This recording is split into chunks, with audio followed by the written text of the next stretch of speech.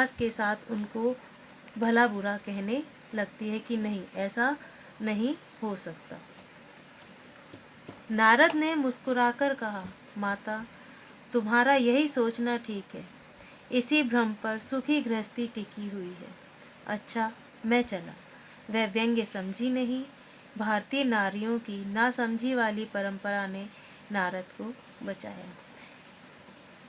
यहाँ पर नारद जी ये कहना चाहते हैं कि जो भारतीय नारी है वो अपने पति पर कितना विश्वास दिखाती है, और यही एक सुखी जीवन या एक सुखी गृहस्थी का संचालन रहता है कि दोनों एक दूसरे के प्रति पूर्ण विश्वास रखते हैं। स्त्री ने उन्हें रोककर कहा, आप तो साधु महात्मा हो, कुछ ऐसा नहीं कर सकते कि उनकी अब तक की पेंशन जल्दी ही मिल जाए?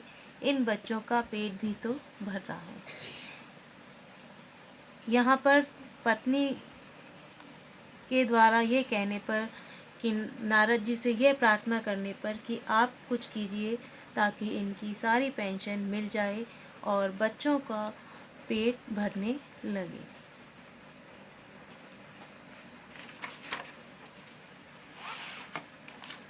नारद ने कहा, माँ, मेरी बात कौन मानेगा?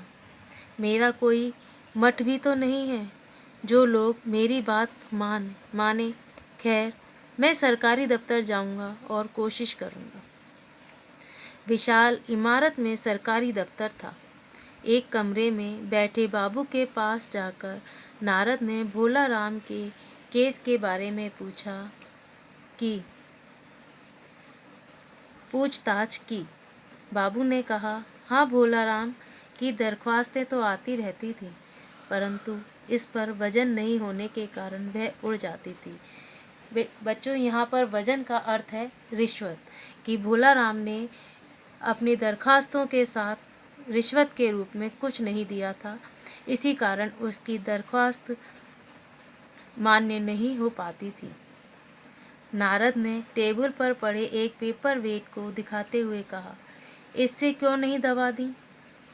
बाबू हंस पड़ा और बोला, आप नए ही सन्यासी हुए हैं, मामूली साधु हैं आप, वरना दफ्तरों की बातें समझते हैं।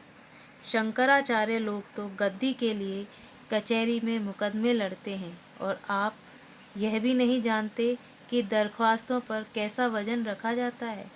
खैर, उस कमरे में चले जाइए।